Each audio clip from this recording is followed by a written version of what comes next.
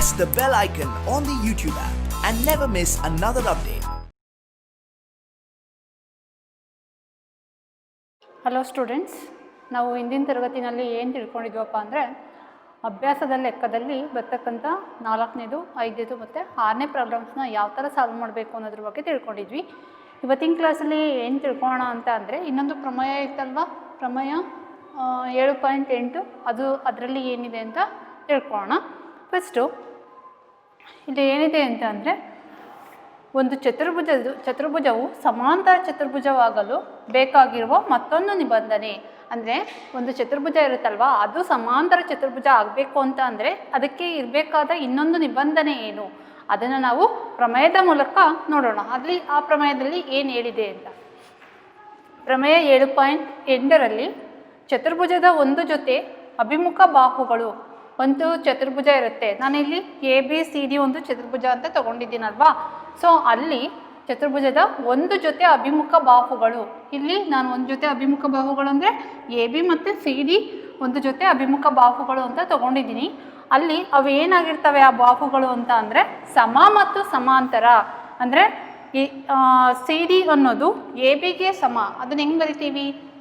AB = CD ಅಂತ ಬರಿತೀವಿ ಮತ್ತು AB ಸಮಾಂತರ CD ಹೀಗಿದ್ರೆ ಅದು ಏನಾಗುತ್ತೆ? ಸಮಾಂತರ ಚತುರ್ಭುಜ ಆಗುತ್ತೆ.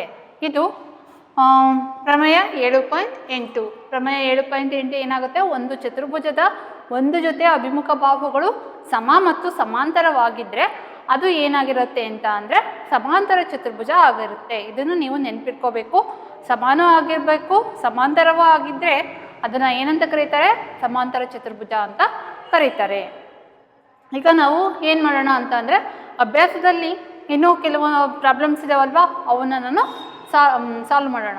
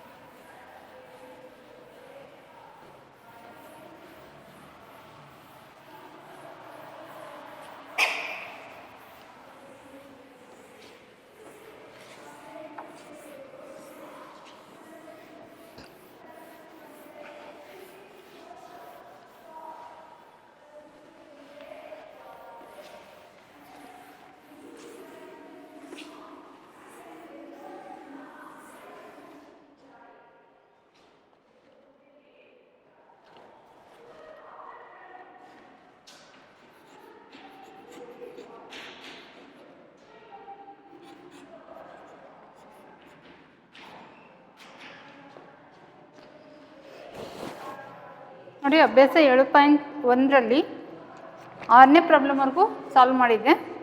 ಸೊ 7ನೇ ಪ್ರಾಬ್ಲಮ್ಮು 8ನೇ ಪ್ರಾಬ್ಲಮ್ಮು ನೀವು ಸಾಲ್ವ್ ಮಾಡಿ. ಇದು ಹೋಮ್ವರ್ಕು ಅಂತಲೇ ತಿಳ್ಕೊಳ್ಳಿ. ನೆಕ್ಸ್ಟು ನಾನು 9ನೇ ಪ್ರಾಬ್ಲಮ್ನ ಸಾಲ್ವ್ ಮಾಡ್ತೀನಿ.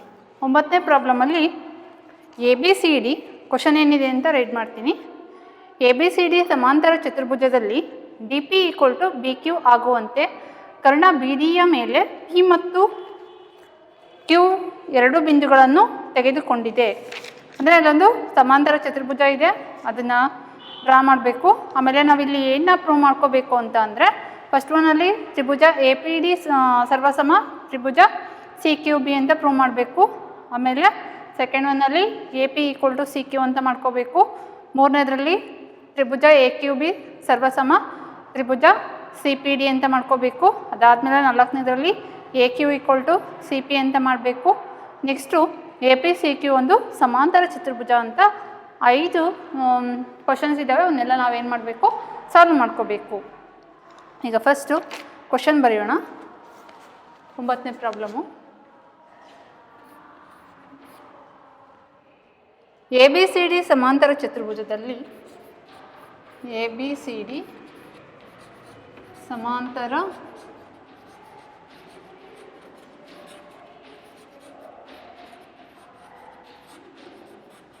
ಚತುರ್ಭುಜದಲ್ಲಿ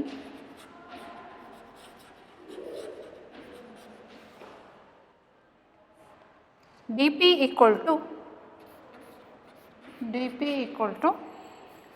BQ ಆಗುವಂತೆ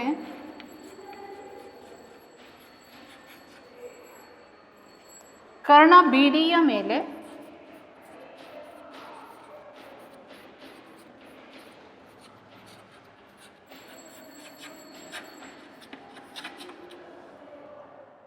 P ಮತ್ತು Q ಎರಡು ಬಿಂದುಗಳನ್ನು P ಮತ್ತು Q ಎರಡು ಬಿಂದುಗಳನ್ನು ತೆಗೆದುಕೊಂಡಿದೆ. ಎರಡು ಬಿಂದುಗಳನ್ನು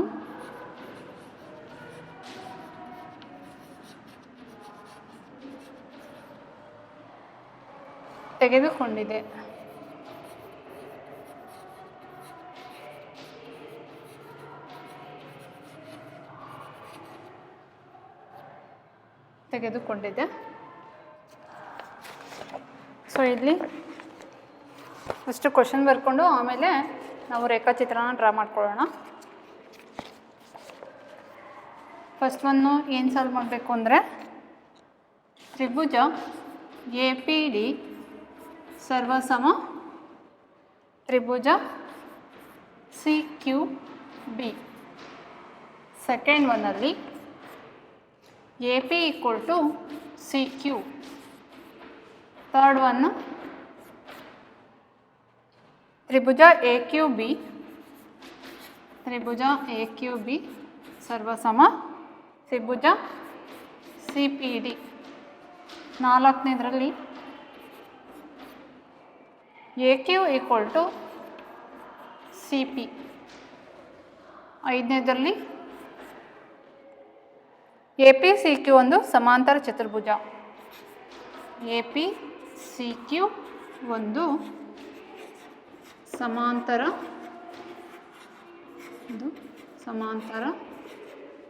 ಚತುರ್ಭುಜ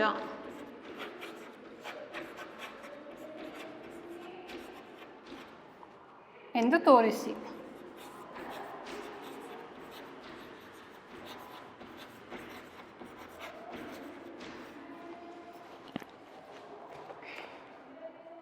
ಫಸ್ಟ್ ಇಲ್ಲಿ ಜಿಯೋಮೆಟ್ರಿಕಲ್ ಫಿಗರ್ನ ಡ್ರಾ ಮಾಡ್ಕೊಳ್ಳೋಣ.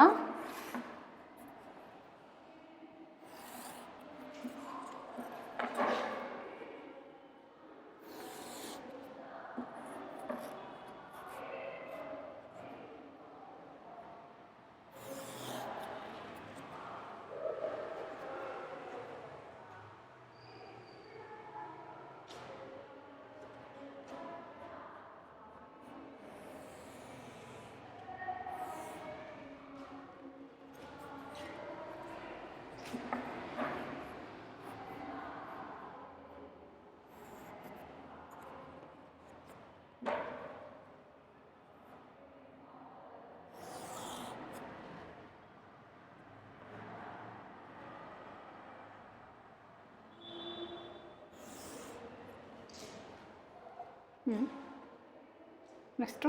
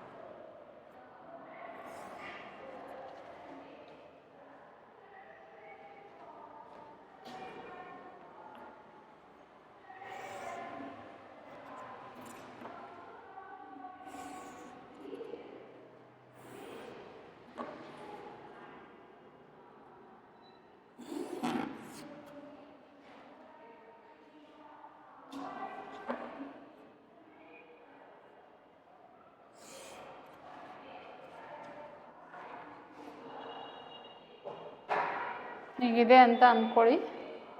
A B C D, A B C D, ಇಲ್ಲಿ ಪಿ ಕ್ಯೂ, ಪಿ ಕ್ಯೂ ಹೀಗಿದೆ. ಸೊ ಇಲ್ಲಿ ನೋಡೋಣ, ಇಷ್ಟು ಕ್ವಶನ್ ಅರ್ಥ ಮಾಡ್ಕೊಳ್ಳೋಣ ಮಕ್ಕಳೇ. ಎ ಬಿ ಸಿ ಡಿ ಸಮಾಂತರ ಚತುರ್ಭುಜದಲ್ಲಿ ಎ ಬಿ ಸಿ ಡಿ ಏನಾಗಿದೆ? ಸಮಾಂತರ ಚತುರ್ಭುಜ ಆಗಿದೆ. ಆ ಸಮಾಂತರ ಚತುರ್ಭುಜದಲ್ಲಿ ಡಿ ಪಿ ಅನ್ನೋದು ಬಿ ಕ್ಯೂಗೆ ಏನು ಸಮ? ಡಿ ಪಿ ಅನ್ನೋದು D P equal to B ಕ್ಯೂಗೆ ಸಮ ಆಗಿದೆ.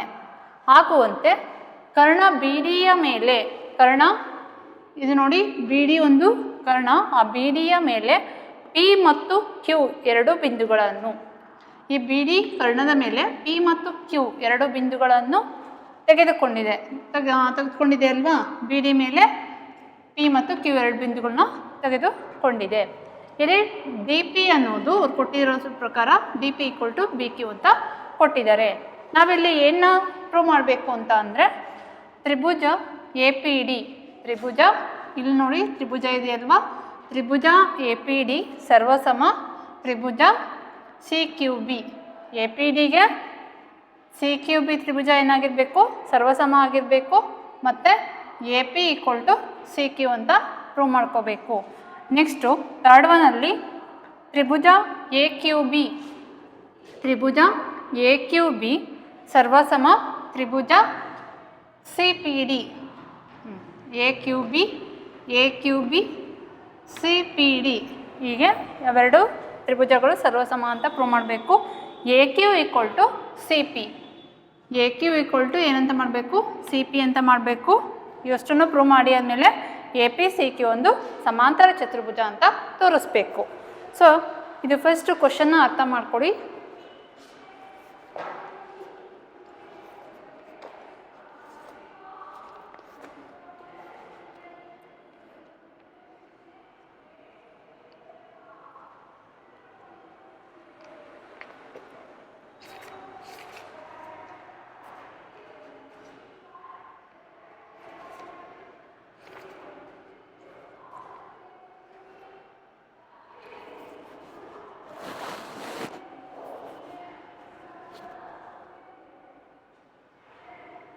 ಈಗ ಫಸ್ಟು ನಾವು ತ್ರಿಭುಜ ಎ ಪಿ ಡಿ ಸರ್ವಸಮ ತ್ರಿಭುಜ ಸಿ ಕ್ಯೂ ಬಿ ಅಂತ ಪ್ರೂವ್ ಮಾಡ್ಕೊಳ್ಳೋಣ. ಅದಾದಮೇಲೆ A P equal to C Q ಅಂತ ಪ್ರೂವ್ ಮಾಡೋಣ.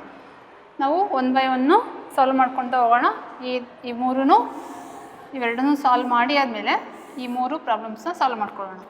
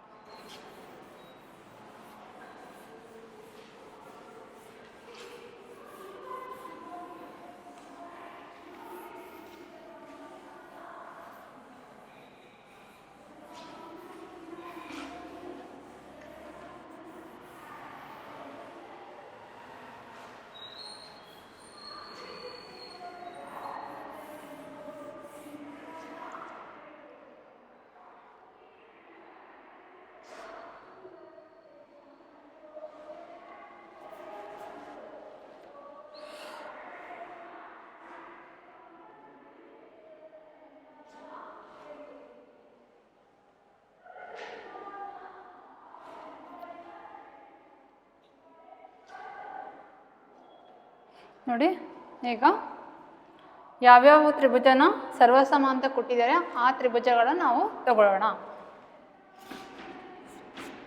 ತ್ರಿಭುಜ A P D, A P D ಅಂದರೆ ನಾನು ಈ ಥರ ಲೈನ್ನ ಡ್ರಾ ಮಾಡ್ತೀನಿ, ನಿಮಗೆ ಬೇಗ ಗೊತ್ತಾಗುತ್ತೆ.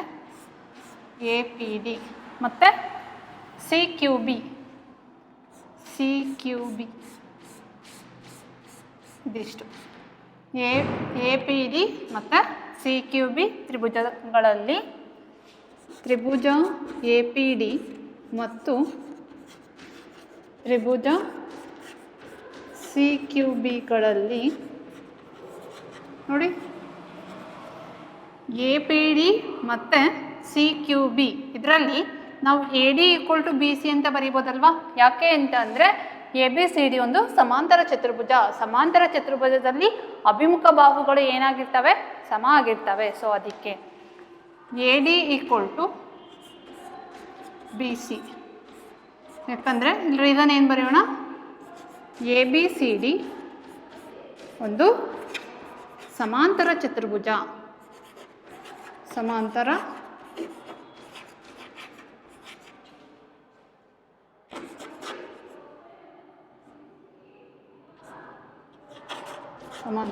ಚತುರ್ಭುಜ. ಇಲ್ಲಿ ಮತ್ತೆ ಏನು ಕೊಟ್ಟಿದ್ದಾರಪ್ಪ ಅಂದರೆ D P equal to B Q ಅಂತ ಕೊಟ್ಟಿದ್ದಾರೆ ದತ್ತದಲ್ಲಿ ಅಲ್ವಾ? D P equal to B Q. ಇಲ್ಲೇನು ರೀಸನು ಅಂತ ಅಂದರೆ ದತ್ತದಲ್ಲಿ ಕೊಟ್ಟಿರೋದೇ ರೀಸನ್. ಆಮೇಲೆ ಇಲ್ಲಿ ಆಲ್ಟರ್ನೇಟ್ ಆ್ಯಂಗಲ್ಸ್ ಪರ್ಯಾಯ ಕೋನಗಳು ತಗೋಬೋದಲ್ವಾ? ಕೋನ A D P equal to ಕೋನ ಬಿ ಕ್ಯೂ ಸಿ ಅಥವಾ ಸಿ ಕ್ಯೂ ಬಿ ಅಂತ ತಗೋಬೋದಲ್ವಾ? ಕೋನ A D P equal to ನೋಡಿ, ಕೋನ A D P equal to ಕೋನ ಸಿ ಬಿ ಕ್ಯೂ. ಕೋನ ಇಲ್ಲಿ ಬರೀತೀನಿ, ಕೋನ A D P equal to ನೋಡಿ, ಕೋನ A D P equal to ಕೋನ ಸಿ ಬಿ ಕ್ಯೂ ಅಥವಾ ಕ್ಯೂ ಬಿ ಸಿ ಹೆಂಗಾದರೂ ಬರಿಬೋದು. ಕೋನ ಸಿ ಬಿ ಕ್ಯೂ, ಯಾಕಂದರೆ ಇವು ಪರ್ಯಾಯ ಕೋನಗಳು.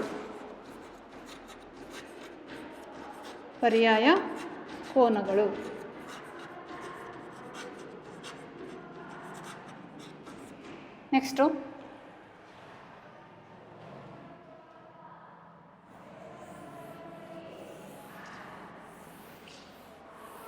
ಇಲ್ಲೇನು ಕೊಟ್ಟಿದ್ದಾರೆ ಬರ್ಕೊಳ್ಳೋಣ. D P equal to B Q ಅಂತ ಕೊಟ್ಟಿದ್ದಾರೆ.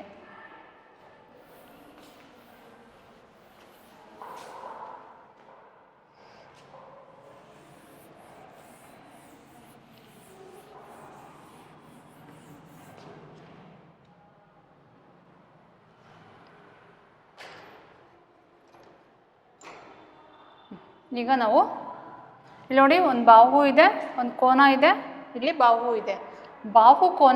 ಬಾಹು ಸರ್ವಸಮತೆಯ ನಿಯಮದ ಪ್ರಕಾರ ಅಲ್ಲೇನಾಗುತ್ತೆ, ನಾವೆರಡು ತ್ರಿಭುಜಗಳು ತಗೊಂಡಿದ್ದೀವಲ್ವ, ಆ ತ್ರಿಭುಜಗಳು ಏನಾಗ್ತವೆ? ಸರ್ವಸಮ ಆಗ್ತವೆ.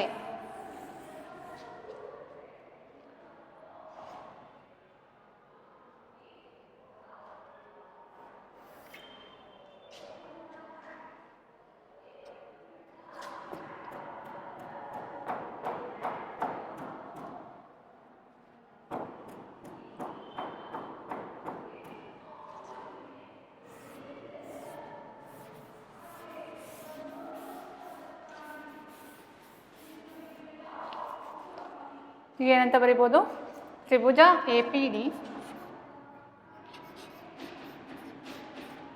ಸರ್ವಸಮ ತ್ರಿಭುಜ ಸಿ ಕ್ಯೂ ಬಿ ಅಂತ ಬರಿಬೋದು. ಯಾವ ಸರ್ವಸಮತೆಯ ನಿಯಮದ ಪ್ರಕಾರ? ಬಾಹು ಸರ್ವಸಮತೆಯ ನಿಯಮ.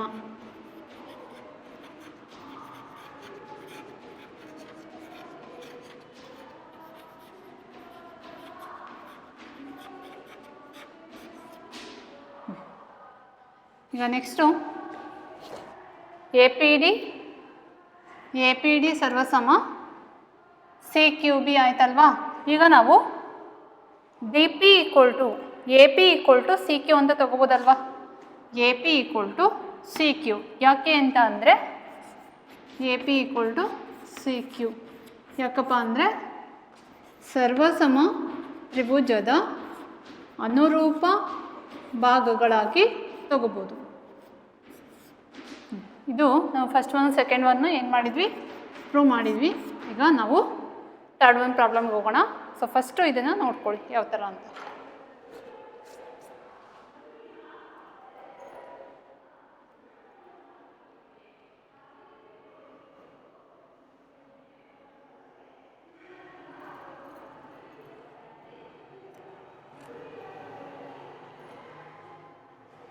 So next third one problem.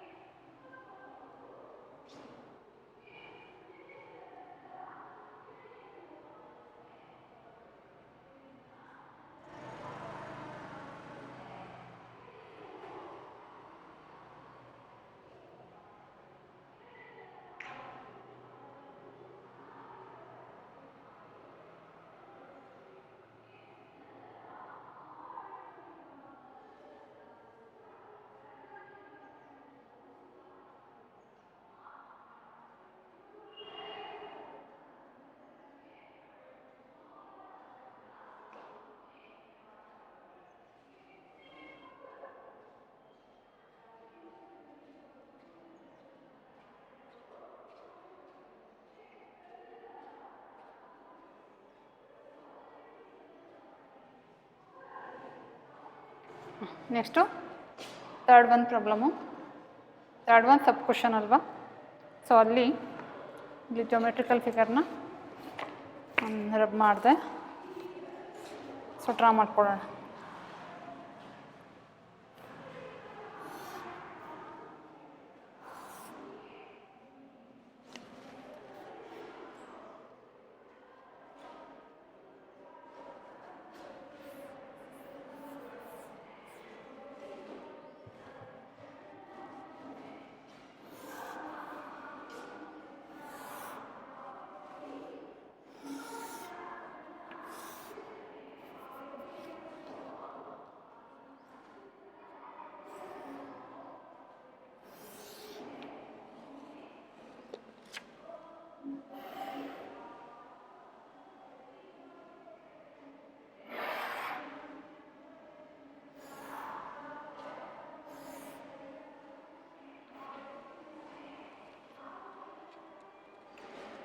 A, B, C, D, P, Q.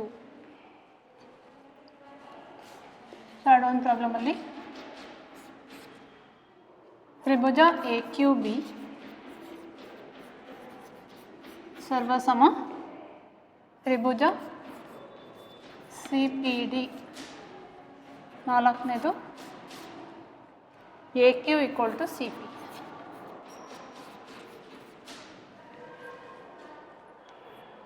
ನೋಡಿ, ಎ ಕ್ಯೂ ಬಿ ಅಂತ ಅಂದರೆ ಎಲ್ಲಿದೆ ಅದು? A Q B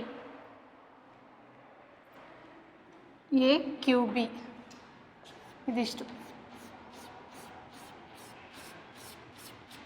A Q B C P D. C P D ಅಂದರೆ ಇದು.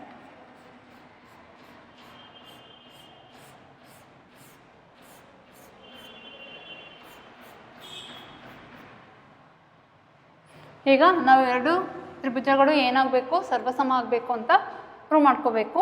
ಸೊ ಅದಕ್ಕೆ ಅವೆರಡು ತ್ರಿಭುಜಗಳನ್ನ ತಗೊಳ್ಳೋಣ.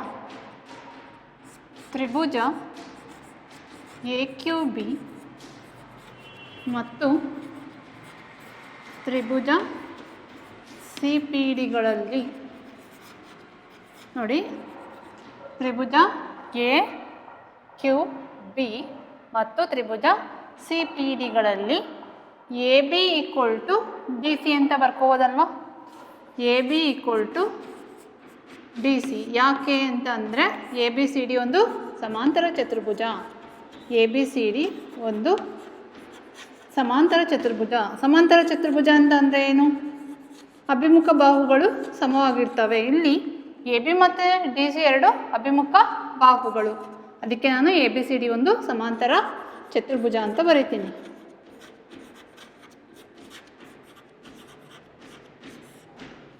A B equal to D C. ಆಮೇಲೆ ಅವ್ರು ಕೊಟ್ಟಿದ್ರಲ್ವಾ D P equal to B Q ಅಂತ, ಅದನ್ನು ಇಲ್ಲಿ ಬರಿಬೋದಲ್ವಾ. D P equal to B Q. ಮತ್ತು ನೆಕ್ಸ್ಟ್ ಏನು ಮಾಡ್ಬೋದು ಅಂತ ಅಂದರೆ ಎ ಕ್ಯೂ ಬಿ ಕೋನ ಎ ಕ್ಯೂ ಬಿ ಪರ್ಯಾಯ ಕೋನಗಳು ತಗೋಬೋದು. ಯಾವುದ್ಯಾವುದು? ಕೋನ A Q B equal to ಕೋನ ಎ ಬಿ ಕ್ಯೂ. ಕೋನ A B Q equal to A B Q equal to C D P ಅಥವಾ P D C.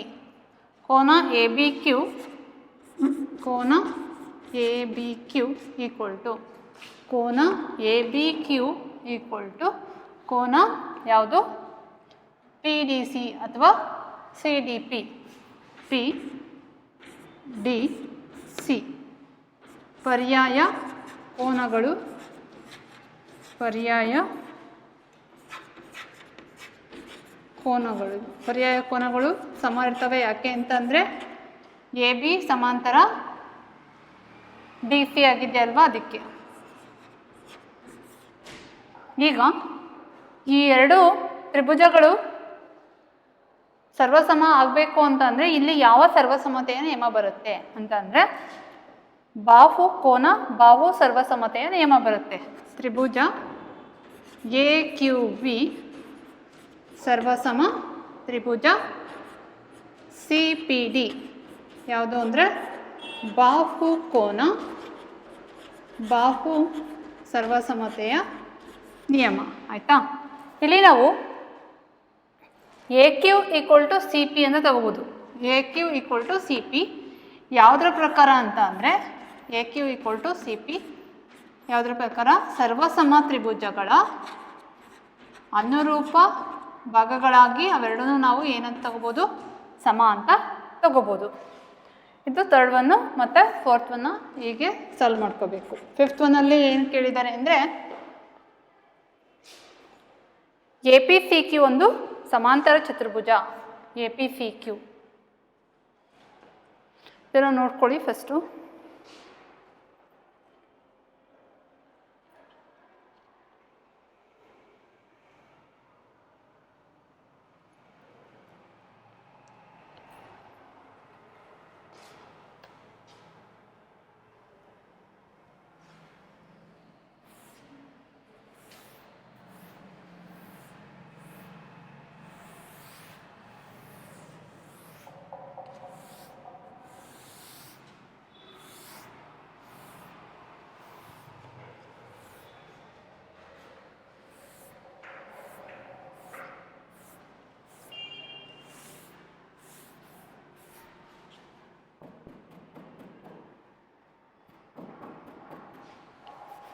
Next A P C Q ಒಂದು ಸಮಾಂತರ ಚತುರ್ಭುಜ.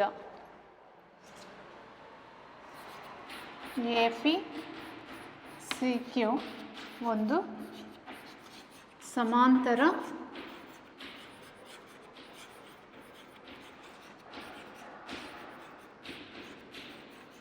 ಚತುರ್ಭುಜ ಅಂತ ನಾವಿಲ್ಲಿ ಪ್ರೂವ್ ಮಾಡಬೇಕು. ಎ ಪಿ ಸಿ ಕ್ಯೂ ಒಂದು ಸಮಾಂತರ ಚತುರ್ಭುಜ. ನೋಡಿ, ನಾವು second one fourth one prove ಮಾಡಿದ್ವಲ್ವಾ, ಅಲ್ಲಿ ಏನಂತ ಪ್ರೂವ್ ಮಾಡಿದ್ದೀವಿ, A P equal to C Q ಅಂತ ಪ್ರೂವ್ ಮಾಡಿದ್ವಿ. ಇದು ಸೆಕೆಂಡ್ ಒನ್ ಕಂಡೀಷನಲ್ಲಿ. ಆಮೇಲೆ A Q equal to C P ಅಂತ ಮಾಡಿದ್ವಲ್ವಾ, A Q equal to C P ಅಂತ ಮಾಡಿದ್ವಿ. ನೋಡಿ ಇಲ್ಲಿ A P C Q, A P equal to C Q, A P equal to C Q ಆದರೆ A Q equal to C P ಆಗಿದೆ. So ಈ ಥರ ಇದ್ದರೆ, ಸಮ ಇದ್ದರೆ ಅವು ಸಮಾಂತರ ಆಗಿರಲೇಬೇಕಲ್ವಾ. A P equal to C Q, A P ಸಮಾಂತರ ಸಿ ಕ್ಯೂ ಆಗಿರುತ್ತೆ. ಹಾಗೆಯೇ ಎ ಕ್ಯೂ ಸಮಾಂತರ ಸಿ ಪಿ ಆದಾಗ ನಾವೇನಂತ ಬರಿಬೋದು, ಎ ಪಿ ಸಿ ಕ್ಯೂ ಒಂದು ಸಮಾಂತರ ಚತುರ್ಭುಜ ಅಂತ ಬರಿಬೋದು.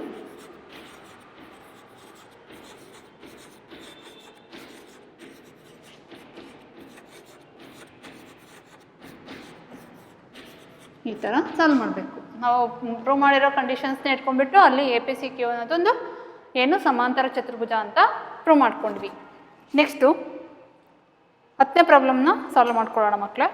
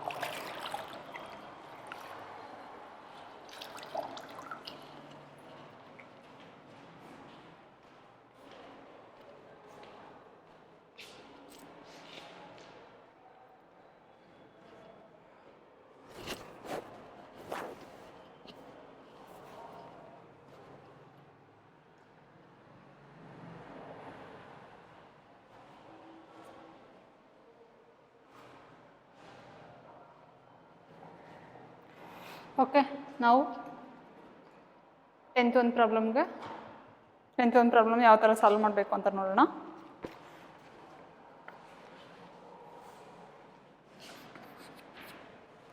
ಎ ಬಿ ಸಿ ಡಿ ಒಂದು ಸಮಾಂತರ ಚತುರ್ಭುಜ. ಎ ಬಿ ಸಿ ಡಿ ಒಂದು ಸಮಾಂತರ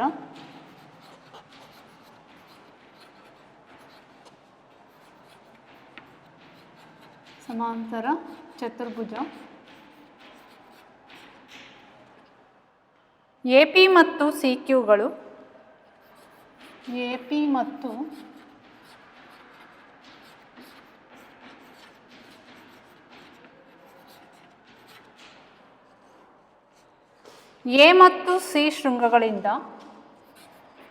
ಮತ್ತು ಸಿ ಶೃಂಗಗಳಿಂದ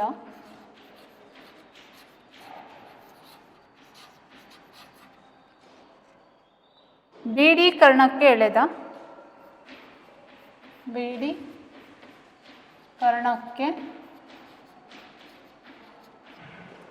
ಎಳೆದ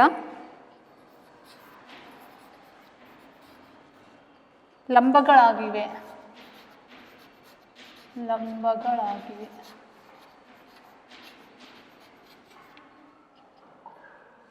ಏನು ಪ್ರೂವ್ ಮಾಡಬೇಕು ಅಂತ ಅಂದರೆ, ತ್ರಿಭುಜ ಎ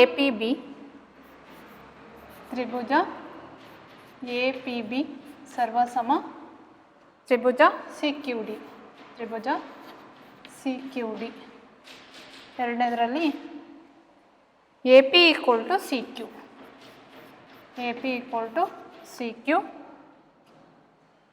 ಎಂದು ತೋರಿಸಿ.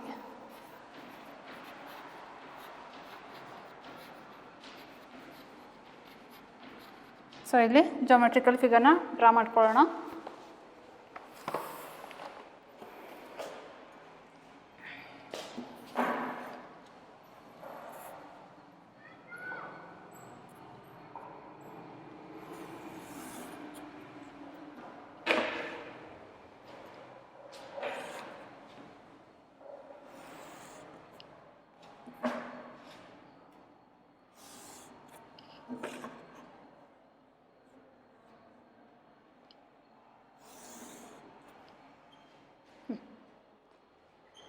A B C D, A B C D.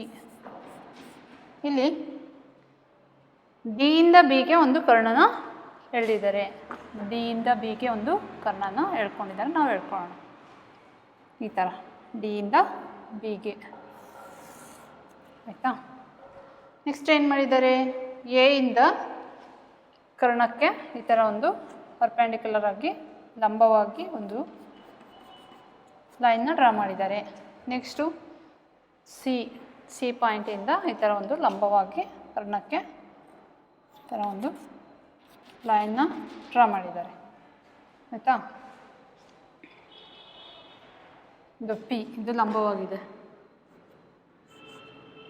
A P, ಇದು Q.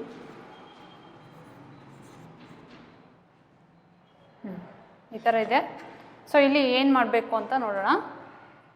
A B C D ಒಂದು ಸಮಾಂತರ ಚತುರ್ಭುಜ, ಎ ಬಿ ಸಿ ಡಿ ಒಂದು ಏನು ಸಮಾಂತರ ಚತುರ್ಭುಜ. ಎ ಪಿ ಮತ್ತು ಸಿ ಕ್ಯೂಗಳು, ಎ ಪಿ ಇಲ್ಲಿದೆ, ಸಿ ಕ್ಯೂ ಇಲ್ಲಿದೆ. ಎ ಪಿ ಮತ್ತು ಸಿ ಕ್ಯೂಗಳು ಎ ಮತ್ತು ಸಿ ಶೃಂಗಗಳಿಂದ, ಎ ಮತ್ತು ಸಿ ಶೃಂಗ, ಇದು ಎ ಅನ್ನೋದೊಂದು ಶೃಂಗ, ಸಿ ಅನ್ನೋದೊಂದು ಶೃಂಗ. ಆ ಶೃಂಗಗಳಿಂದ ಬಿ ಡಿ ಕರ್ಣಕ್ಕೆ ಏನು ಮಾಡಿದ್ದಾರೆ, ಎಳೆದ ಲಂಬಗಳಾಗಿದ್ದಾವೆ, ಅಂದರೆ ಪರ್ಪೆಂಡಿಕ್ಯುಲರ್ ಇದ್ದಾವೆ. ಪರ್ಪೆಂಡಿಕ್ಯುಲರ್ ಅಂದರೆ ಇಲ್ಲಿ ಎಷ್ಟು ಲಂಬಗಳು ಅಂತ ಅಂದರೆ 90 ಡಿಗ್ರಿ ಇದ್ದಾವೆ ಅಂತ ಅರ್ಥ. ಇಲ್ಲಿ ನಾವು ಏನು ಮಾಡಬೇಕು ಅಂತ ಅಂದರೆ ತ್ರಿಭುಜ ಎ ಪಿ ಬಿ, ತ್ರಿಭುಜ ಎ ಪಿ ಬಿ ಸರ್ವಸಮ ತ್ರಿಭುಜ C Q B. A P ಬಿನ ಸಿ ಕ್ಯೂ ಡಿಗೆ, ಸಿ ಕ್ಯೂ ಡಿ ತ್ರಿಭುಜಕ್ಕೆ ಸರ್ವಸಮ ಅಂತ ಸಾಧಿಸಬೇಕು. ಮತ್ತು A P equal to C Q, A P ಅನ್ನೋದು ಸಿ ಕ್ಯೂಗೆ ಏನಾಗಿರಬೇಕು, ಸಮ ಇರಬೇಕು ಅಂತ ತೋರಿಸ್ಬೇಕು. ಈಗ ಇಲ್ಲಿ A P equal to C Q ಅನ್ನೋದನ್ನು ಫಸ್ಟ್ ಪ್ರೂವ್ ಮಾಡ್ಕೊಳ್ಳೋಣ. ಹೆಂಗೆ ಅಂತ ಅಂದರೆ ತ್ರಿಭುಜ, ಇದಿಷ್ಟು ತ್ರಿಭುಜ ತಗೊಳ್ಳೋಣ.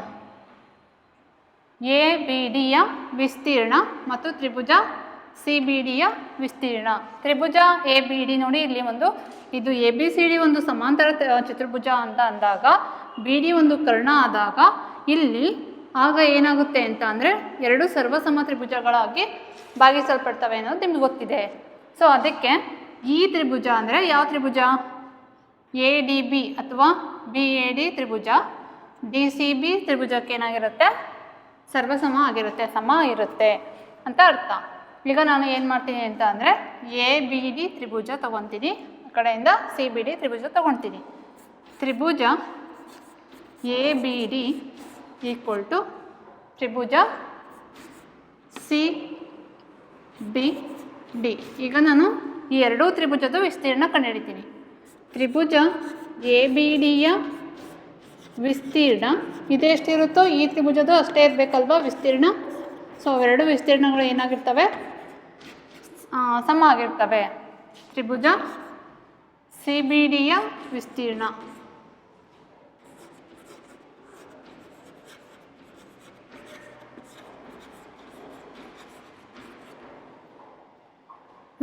ಕಂಡುಹಿಡಿಯೋ ಸೂತ್ರ ಏನು, ತ್ರಿಭುಜದು ಅರ್ಧ ಇಂಟು ಪಾದ ಇಂಟು ಎತ್ತರ. ಅರ್ಧ ಇಂಟು ಈ ಸಿ ಬಿ ಎ ಬಿ ಡಿಯ ಪಾದ ಯಾವುದು, B D, B into D. Into ಎತ್ತರ ಯಾವುದು ಎ ಪಿ ಈಕ್ವಲ್ ಟು ತ್ರಿಭುಜ ಸಿ ಬಿ ಡಿಯ ವಿಸ್ತೀರ್ಣ. ಇದಿಷ್ಟು ಸಿ ಬಿ ಡಿ ತ್ರಿಭುಜನ, ಅಲ್ಲಿನೂ ಕೂಡ ವಿಸ್ತೀರ್ಣ ಕಂಡುಹಿಡಿಯುವ ಸೂತ್ರ ಏನಾಗುತ್ತೆ, ಅರ್ಧ ಇಂಟು ಪಾದ ಇಂಟು ಎತ್ತರ. ಈ ಸಿ ಬಿ ಡಿ ತ್ರಿಭುಜದ್ದು ಪಾದ ಏನಾಗಿರುತ್ತೆ, ಬಿ ಡಿನೇ ಆಗಿರುತ್ತೆ. B D into C Q, ಎತ್ತರ ಸಿ ಕ್ಯೂ. ಈಗ ನಾವೇನು ಮಾಡ್ಬೋದಪ್ಪ ಅಂದರೆ ಇದನ್ನು ಕ್ಯಾನ್ಸಲ್ ಮಾಡ್ಕೋಬೋದಾ. ಆವಾಗ ಎ ಪಿ ಈಕ್ವಲ್ ಟು ಏನಂತ ಸಿಗುತ್ತೆ, ಸಿ ಕ್ಯೂ ಅಂತ ಸಿಗುತ್ತೆ. ನಾವು A P equal to C Q ಅಂತ ಪ್ರೂವ್ ಮಾಡಿದ್ವಿ. ಈ ಥರ ಪ್ರೂವ್ ಮಾಡ್ಕೋಬೇಕು ನಾವು. A P equal to C Q ಅಂತ ಪ್ರೂವ್ ಮಾಡಬೇಕು ಅಂದರೆ ಇದು ಒಂದು ತ್ರಿಭುಜ, ಇದೊಂದು ತ್ರಿಭುಜನ ಈಕ್ವಲ್ ಮಾಡ್ಕೊಂಬಿಟ್ಟು ಅದಾದಮೇಲೆ ಆ ತ್ರಿಭುಜಗಳದ್ದು ವಿಸ್ತೀರ್ಣ ಕಂಡುಹಿಡಿಯೋ ಸೂತ್ರನ ಬಳಸ್ಕೊಂಡು ಏನು ಮಾಡ್ತೀವಿ, ಸೆಕೆಂಡ್ ಒಂದು ರಿಸಲ್ಟ್ನ ಪ್ರೂವ್ ಮಾಡ್ಕೊತೀವಿ. A P equal to C Q ಅಂತ ಮಾಡ್ತೀವಿ. ನೆಕ್ಸ್ಟು ಫಸ್ಟ್ ಒಂದು ಪ್ರಾಬ್ಲಮ್ಗೆ ಹೋಗೋಣ. A P equal to C Q ಅಂತ ಬಂತು ನಮಗೆ. ಇದನ್ನು ಪ್ರೂವ್ ಮಾಡಿದ್ವಿ ಅಲ್ವಾ. ಪ್ರೂವ್ ಮಾಡಿರೋದನ್ನ ಇಲ್ಲಿ ಬರ್ಕೊಳ್ಳೋಣ. A P equal to C Q ಅಂತ ಪ್ರೂವ್ ಮಾಡಿದ್ವಿ. ಇದು ಎರಡನೇ ಕಂಡೀಷನ್ ನಾವು ಪ್ರೂವ್ ಮಾಡ್ಕೊಂಡಿದ್ದೀವಿ. ನೆಕ್ಸ್ಟು ಫಸ್ಟ್ ಒನ್ನ ಪ್ರೂವ್ ಮಾಡೋಣ.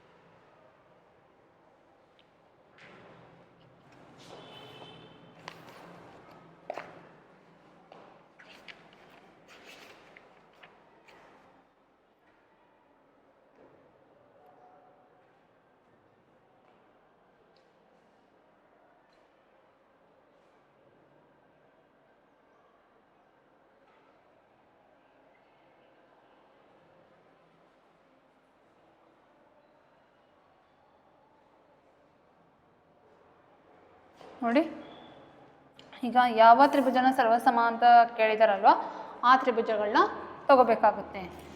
ತ್ರಿಭುಜ ಎ ಪಿ ಬಿ ಮತ್ತು ತ್ರಿಭುಜ ಸಿ ಕ್ಯೂ ಡಿಗಳಲ್ಲಿ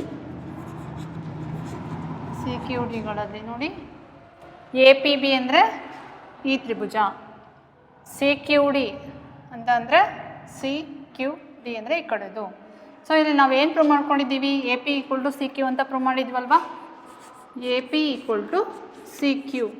ನೆಕ್ಸ್ಟ್ ಏನು ಬರಿಬೋದು, A B equal to C D ಅಂತ ಬರಿಬೋದು ತಾನೆ.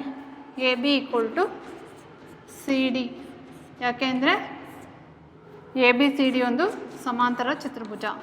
ಎ ಬಿ ಸಿ ಡಿ ಒಂದು ಸಮಾಂತರ ಚತುರ್ಭುಜ.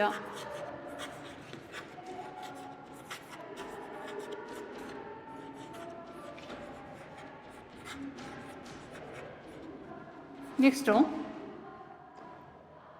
ಕೋನ A P B equal to ಕೋನ ಸಿ ಕ್ಯೂ ಡಿ.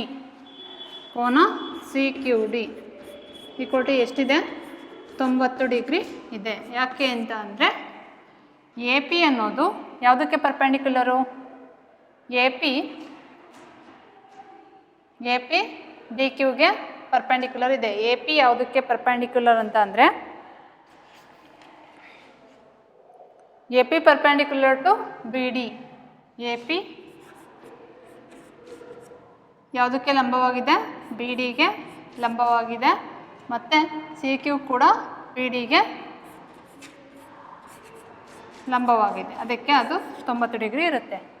ಇದು ಯಾವ ಸರ್ವಸಮತೆಯ ನಿಯಮದ ಪ್ರಕಾರ ಈ ಎರಡೂ ತ್ರಿಭುಜಗಳು ಸರ್ವಸಮ ತ್ರಿಭುಜಗಳಾಗ್ತವೆ ಅಂತ ಅಂದರೆ ಲಂಬಕರ್ಣ ಬಾಹು ಸರ್ವಸಮತೆಯ ನಿಯಮದ ಪ್ರಕಾರ. ಲಂಬಕರ್ಣ ಅಂತ ಅಂದರೆ ಏನು, ಇದು ಲಂಬವಾಗಿದೆ 90 ಡಿಗ್ರಿ ಇದೆನಾ. ಆಮೇಲೆ A B equal to C D, A P equal to C, ಕರ್ಣ ಬಾಹು ಸರ್ವಸಮ್ಮತೆಯ ನಿಯಮದ ಪ್ರಕಾರ ಈ ಎ ಪಿ ಬಿ ಅನ್ನೋದು ತ್ರಿಭುಜ ಏನಾಗುತ್ತೆ, ಸಿ ಕ್ಯೂ ಡಿ ತ್ರಿಭುಜಕ್ಕೆ ಸರ್ವಸಮ ಆಗುತ್ತೆ. ಯಾವುದು ಸರ್ವಸಮ್ಮತೆಯ ನಿಯಮ ಅಂತ ಅಂದರೆ ಲಂಬ, ಅಂದರೆ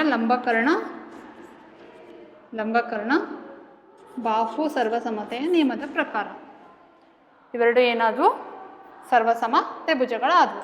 ಸೊ ಈ ಥರ ಇದನ್ನು ಸಾಲ್ವ್ ಮಾಡ್ಕೋಬೇಕು. ಒನ್ ಟೈಮ್ ನೋಡ್ಕೊಳ್ಳಿ.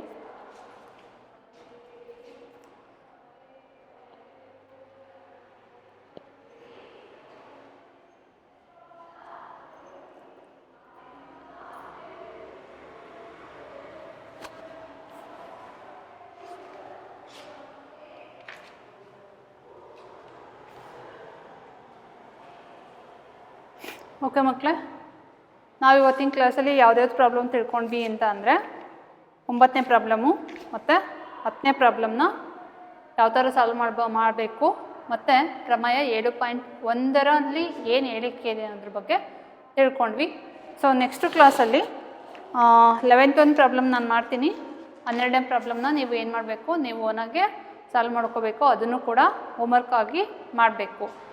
ನೆಕ್ಸ್ಟ್ ಅದಾದಮೇಲೆ ಮಧ್ಯಬಿಂದು ಪ್ರಮೇಯ ಅಂತ ಬರುತ್ತೆ. ಅದರಲ್ಲಿ ಏನಿದೆ, ಆ ಪ್ರಮೇಯದಲ್ಲಿ ಏನು ಹೇಳಿಕೆ ಹೇಳಿದ್ದಾರೆ ಅನ್ನೋದನ್ನ ನೋಡೋಣ. ಸೊ ಅಲ್ಲಿವರೆಗೂ ಈ ಪ್ರಾಬ್ಲಮ್ಸ್ನ ಯಾವ ಥರ ಸಾಲ್ವ್ ಮಾಡಿದ್ದೀನಿ ಅಂತ ನೋಡ್ಕೊಳ್ಳಿ. Thank you.